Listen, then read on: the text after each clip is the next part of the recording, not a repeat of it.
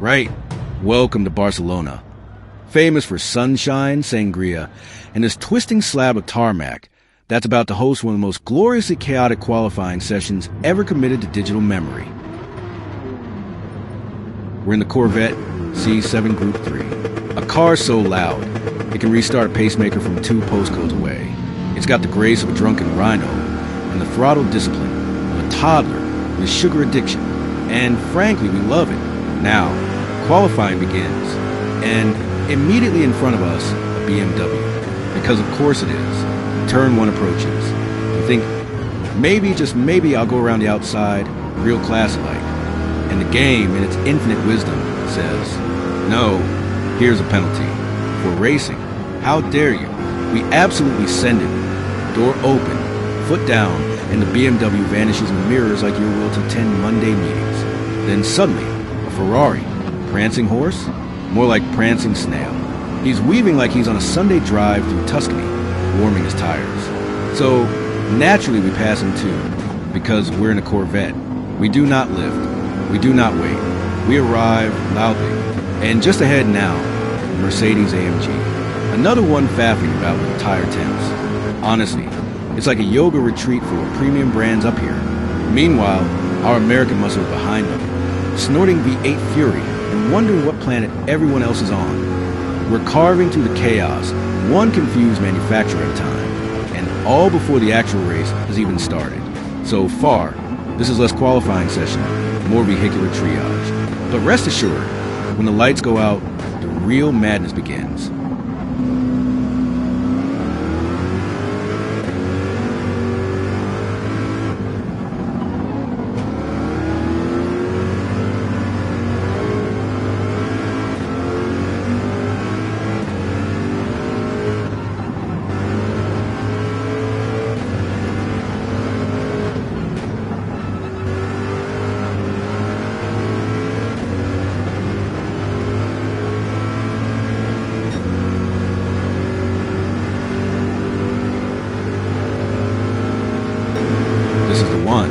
The lap where the tires bite, the one where the car actually listens, where the track opens up and we answer thunder. The Corvette dances, not gracefully but violently, like a bar fight in motion. Every apex kissed, every curve clipped. It's chaos with purpose. The AMG stays just ahead. Our ghost, our goal, our carrot on a string.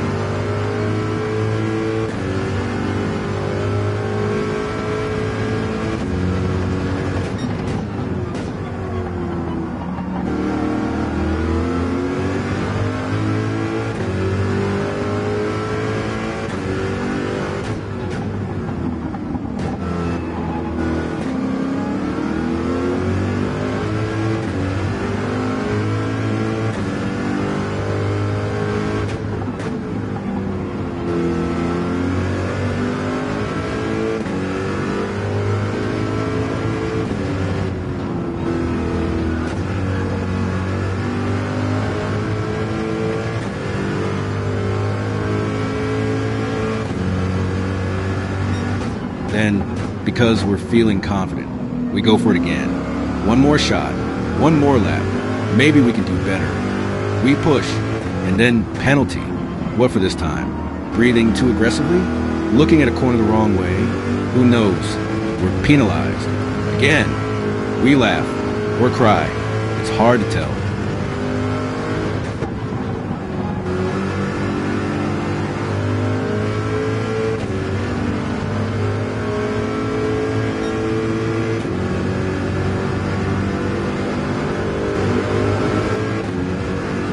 Timer runs out. We pull into the end of the final lap.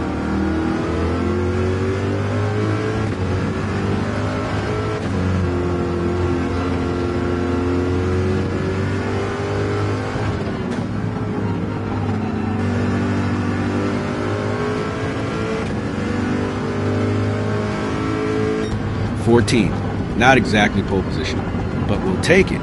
And before we can even glance at the rest, we skip it. Instantly, because we don't need to see names we don't care about. We only care about one. 16th, dead last, the Mercedes. Our rival, not where we expected to find them, not where they belong. But there they are, Maybe they had a bad lap. Maybe traffic. Maybe the game just decided to be cruel. Whatever the reason, they're behind us. And that means trouble, because they're fast. And they're coming.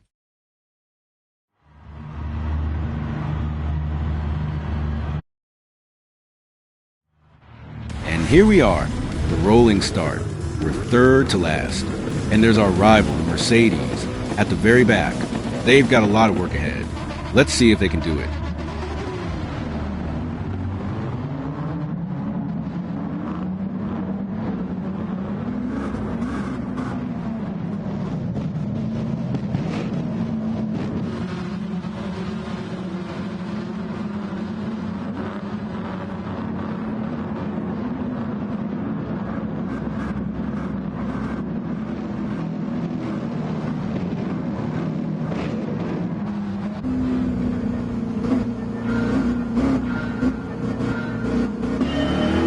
Lights flash. It's go time. Here we go. Into turn one. We're tucked right behind Porsche, close enough to read the chassis number. Give them a little bump, just a nudge. Friendly. Motivational. They surge forward. We stay locked in. Into the S turn. Side by side. Two cars, one corner. No room. No mercy. But the Corvette holds its line. Grips. Bites. Pushes through. And just like that, we're ahead. One Porsche down. Plenty more to go. And look who it is. Ghost. In a Porsche. We saw them in round one. Qualifying only. They were quick, but never close enough to fight.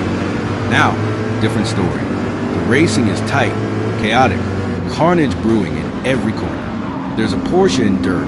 Someone's braking too late. And we're in the middle of it all just trying to not explode. It's elbows out, full survival mode. No strategy, no glory, just holding on and praying the tires stay attached. This isn't racing.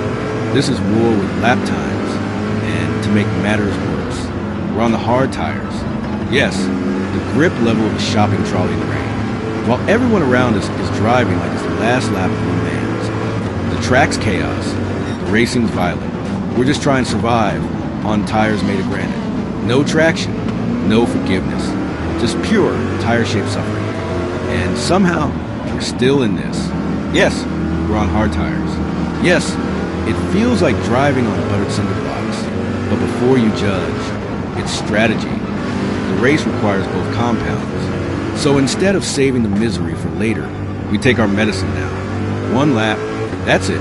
We suffer through like a cold shower in winter. And then, boom, we're on to the good stuff. Mediums, grip, revenge. Everyone else will have to slow down eventually, but us will already be flying.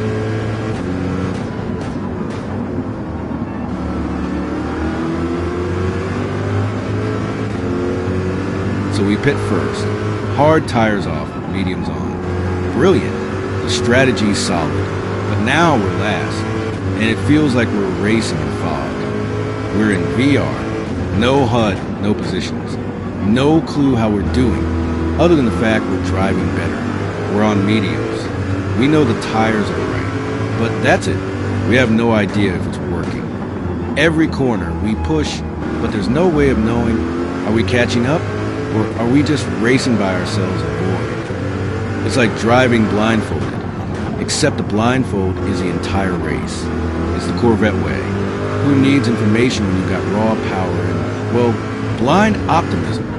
We could be gaining, we could be losing, but for all we know, we're just making the engine roar louder, like a freedom-loving American who's lost in the wilderness.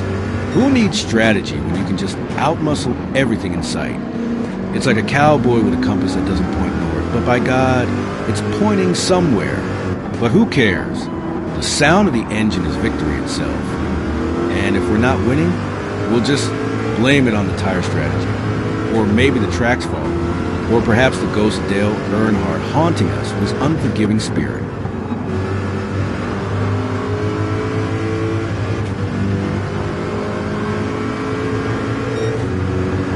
Lap 3, and we've moved up to 15. How? Not because we suddenly became a driving god, but because others pitted. Yes, they pitted, and we didn't. We didn't even have to break a sweat. Just watch them drop back like a bad Netflix series. It's not the most glamorous way to gain position, but we'll take it. Every position counts in this chaotic circus.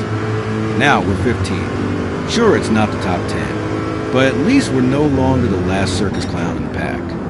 It's all part of the plan. Keep it clean, stay out of trouble, and when everyone else dives into the pit, just let the race unfold. And hey, who needs to overtake on track when the competition just does it for you?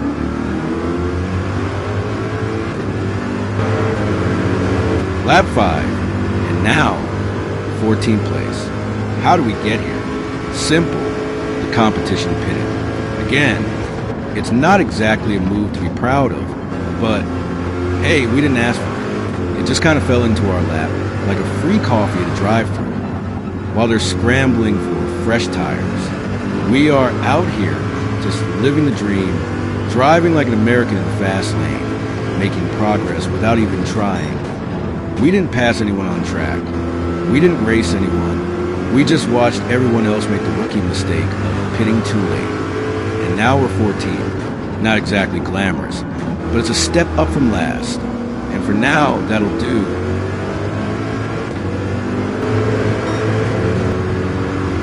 Lap 8, and now 13th place. How? You guessed it. They pitted. Again. At this point, I'm starting to think we stumbled upon some kind of freaky, accidental genius. While everyone else is in the pits, we're just out here, cruising along like we've read the rule book backwards. It's not skill. It's not strategy. It's just a whole lot of people making bad decisions, and us being in the right place at the right time. We didn't pass anyone. We didn't outdrive anyone. We just stayed on track and watched the competition pit themselves into oblivion. But hey, we're 13th now. It's not first. It's not even close. But we'll take it. At this rate, we're just one more pit stop away from leading the whole thing. And by then, we'll just have to make up some reason, pretend it was all part of plan.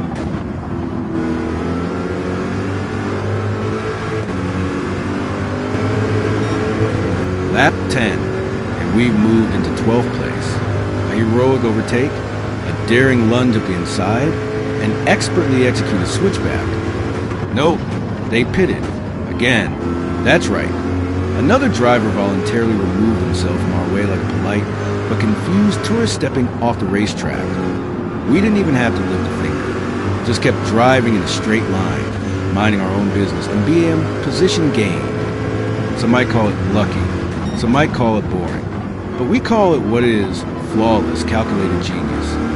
We're not making highlight reels. We're not lighting up the timing screens. We are simply doing what Americans do best: showing up, staying loud, and letting everyone else blow themselves up over complicated strategies.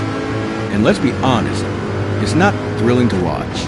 This isn't some wheel-to-wheel drama with sparks flying and side mirrors clashing. This is Zen motorsport. Calm, steady, stoic, and while the fans may have nodded off, we're here, climbing, quietly, inevitably, position by position, pit stop by pit stop. We inch our way up the ranks like a determined turtle in a NASCAR jacket.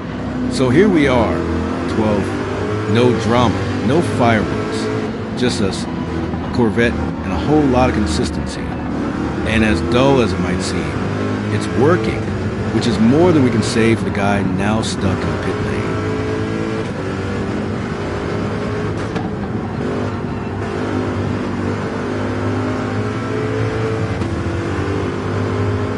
Lap 11, and we're now in 11th place. Yes, you heard that right. 11 on 11. It's beautiful. It's poetic. It's, dare I say, destiny. How did we get here? By raw skill? By a masterful overtake into turn 1? Absolutely not. Someone else pitted again.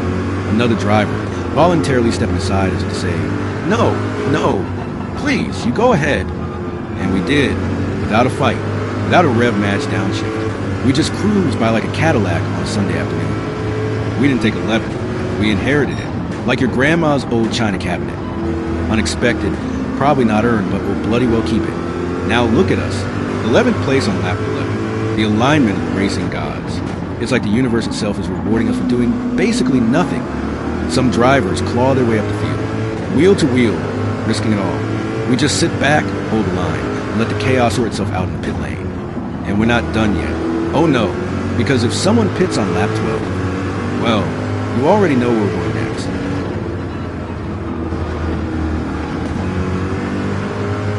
Still lap 11, but wait, what's this? 2 Porsches ahead. Real cars, real positions, not pit ghosts. At long last, we have a target. And it's not a lonely pit stop. It's an actual fight. We charge in turn 10. And one of the Porsches, blessed, spins out. Just loses the rear like a dog chasing its tail on ice. We don't lift. We don't flinch. We just rumble right past. Like an American battleship with no brakes and too much confidence. And now, we're behind the second Porsche. And it's nervous. Because it knows. It knows what's coming. The sound of 6.2 liters of naturally aspirated freedom breathing down its neck. We give chase. We reel it in. We're ready for battle. And then, it dives into the pit lane. Another one falls before we even get the chance to unleash our full patriotic fury. So here we are, and at lap 11, 2 more spots in the bag. 1 spun, 1 ran. And we didn't even need to use our bald, eagle-powered overtake button. This is momentum. We're not just inheriting places now, we're causing the chaos.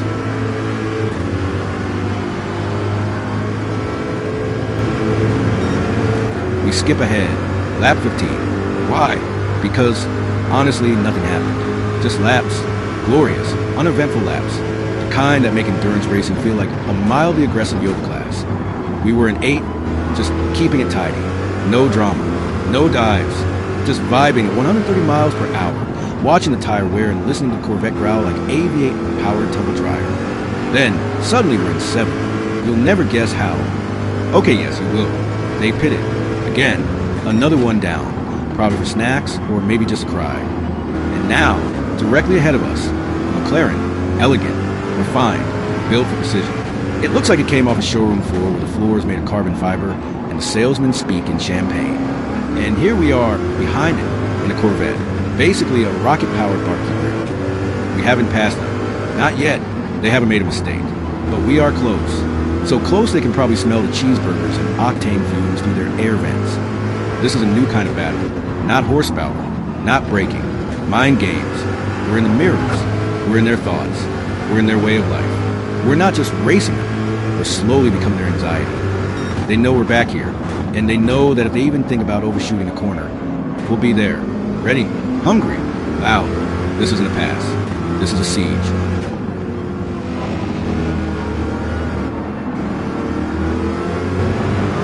Things start to get spicy. Just up ahead, McLaren, sleek, stylish, and very, very twitchy. We stalked him for a moment, cool, calm, lurking in the slipstream like a denim-clad jungle cat. Then turn 10. Oh, dear. Oh no, the McLaren overshoots the corner like it's trying to find the exit to another racetrack entirely. And we are there. Right place, right time. And we sweep through like a thunderstorm in a bald eagle costume. Past it, clean, smooth, effortless. Not with brute force, not with raw speed, but by simply not messing it up. Except we did mess it up, just a little, because technically just before all that, in turn 9, we dipped the tire into gravel. And of course, penalty, because nothing says America like doing something heroic and immediately getting penalized for it. But hey, we still got the position. And not just that, we're actually in 4th. Wait, what?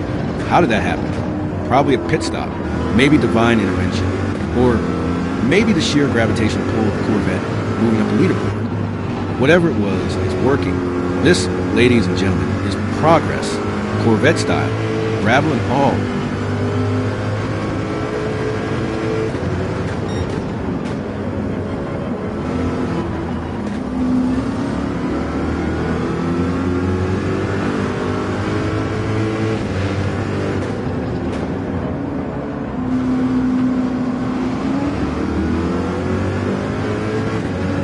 Up ahead, turn 9, and we're heading straight for our penalty zone. Just half a second.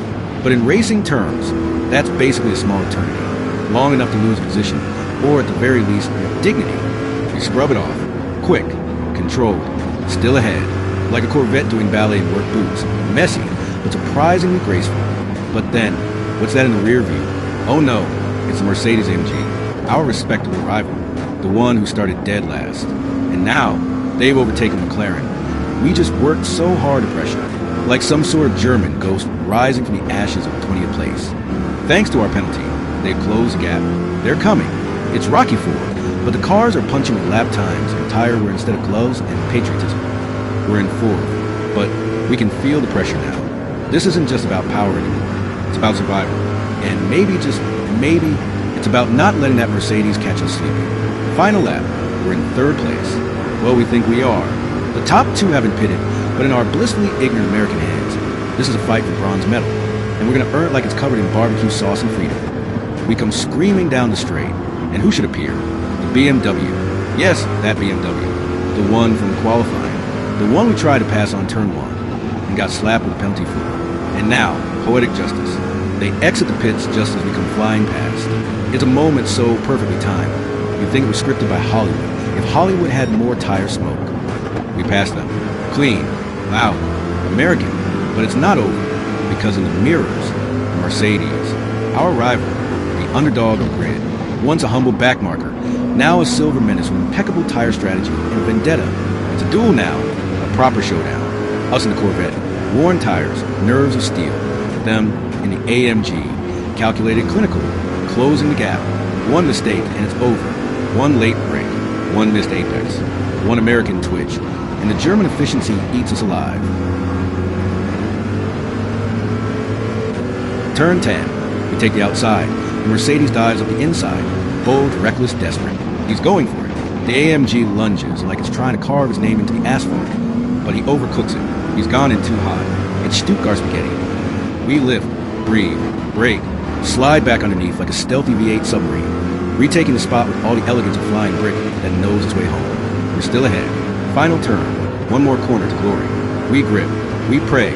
We almost hold it, but the rear twitches. The tires scream. And then gravel. It's just a kiss, a whisper failure at the worst possible moment. We hold the lead. We cross the line first. But the game knows. The penalty from earlier, like a ghost of gravel pass, drags us back. We finish second. So close. So loud. So American. We fought. We soared.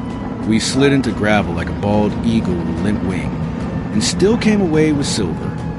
Not bad for a race we started third to last, and not bad for a Corvette running on grit, strategy, and just a little bit of chaos. Massive shout out to Mercedes-AMG, our rival, our shadow, our equal. Started from the back and clawed all the way to a podium fight. We added them as a friend after the race, because that's what it's all about. Racing hard and respecting harder.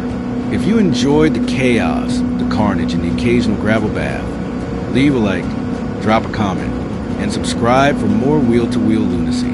Until next time, drive fast, pit smart, and never underestimate an American with a point to prove. See you on the grid.